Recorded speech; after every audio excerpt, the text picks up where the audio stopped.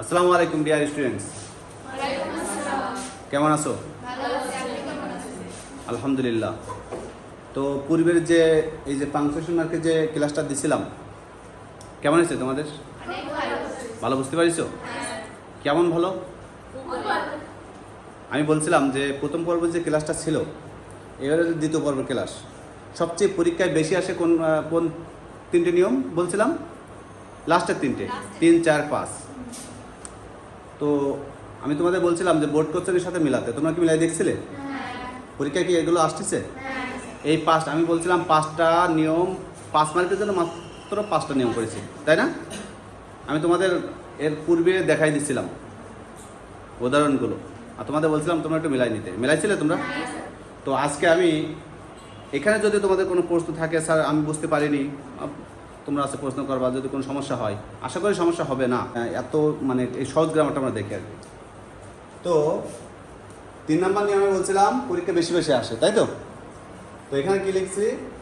বক্তার নাম শেষে থাকলে উক্তির শুরুতে উপরে ডবল কমা এবং উক্তির শেষে উপরে ডবল কমা ও নিচে সিঙ্গেল কমা বসবে। এছাড়াও বক্তার নামের শেষে কি বসবে? Full stop. বুঝে বুঝে উত্তর দিতে হবে, শুধু নিয়ম দেখে মুখস্থ করেই পরে পরীক্ষার সময় হচ্ছে না পারতেছি না, এর পাশাপাশি নিয়মের পাশাপাশি প্র্যাকটিস করা লাগবে। তো এখন প্রথম আমি এখানে কি লিখেছি? বক্তার নামের শেষে, বক্তার নাম শেষে থাকলে, বক্তার নাম শেষে থাকলে। এখন দেখো বক্তার নামটা খেয়াল করো, রিপোর্টিং ভার্বটা কোথায় আছে? Come back soon she shed.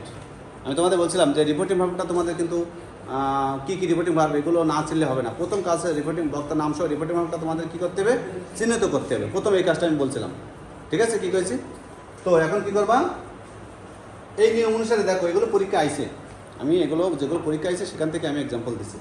তো এখানে বক্তার নাম শেষে, তাহলে এখানে কি বলেছে? বক্তার নাম শেষে থাকলে উক্তির শুরুতে উপরে ডবল কমা। তাহলে উক্তির শুরু কোথা থেকে?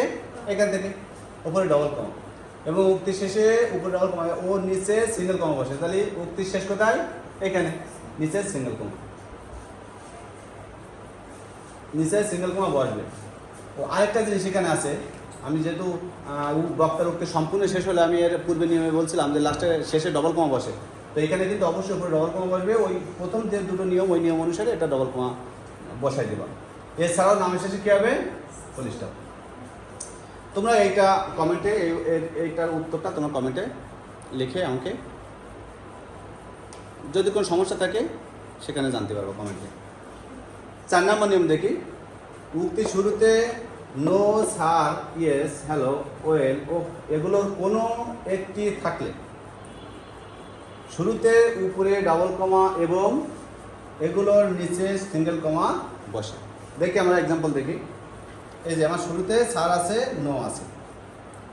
তো এখানে তাহলে কি বলেছি? যদি এগুলো শুরুতে থাকে, উক্তি শুরুতে, তাহলে শুরুতে উপরে ডাবল কমা বসবে এবং এগুলো নিচে কি হবে? সিঙ্গেল কমা। এই আগের পূর্বে যে নিয়ম সেই অনুসারে। এবং শেষে কি হবে? সব শেষে কি করবা তোমরা?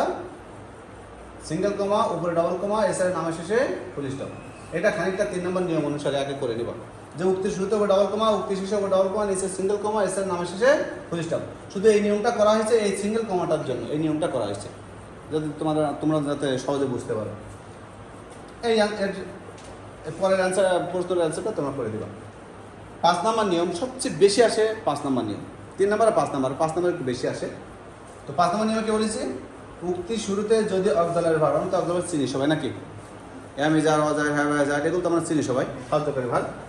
অথবা ডবলেস কোশ্চেন যেগুলো আছে, হোয়াট, হোয়েন, হু, হায়ার, হয়, আর কিছু কিছু আছে, এগুলোর কোনোটি থাকে, যদি এগুলোর কোনোটি শুরুতে থাকে তাহলে শুরুতে উপরে ডবল কমা এবং শেষে জিজ্ঞাসা চিহ্ন ও উপরে ডবল কমা বসে। Double comma inverted comma. এছাড়াও নামের শেষে ফুল স্টপ বসে। আমরা দেখি, শুরুতে হ্যাভ আছে অবদালের ভার্ব, আর এখানে নামটা কিন্তু শেষে, রিপিটিং ভার্ব নামটা কিন্তু শেষে। তো আমরা কি বলেছি? শুরুতে থাকলে শুরুতে উপরে ডবল কমা এবং শেষে জিজ্ঞাসা চিহ্ন ও উপরে ডবল কমা। এখানে কিন্তু আছে, এই যে উপরে ডবল কমা, শেষে উপরে কি জিজ্ঞাসা চিহ্নর উপরে কি ডবল কমা। এছাড়াও নামের শেষে কি দেবো? Full stop. বলো, বুঝতে পেরেছো কি? আশা করি বুঝতে পেরেছো। তোমরা বাড়ি বেশি বেশি এগুলো প্র্যাকটিস করবা। প্র্যাকটিস করার পরেও যদি কোনো সমস্যা থাকে কমেন্টে জানালে আমি সমস্যার সমাধান করে দেবো।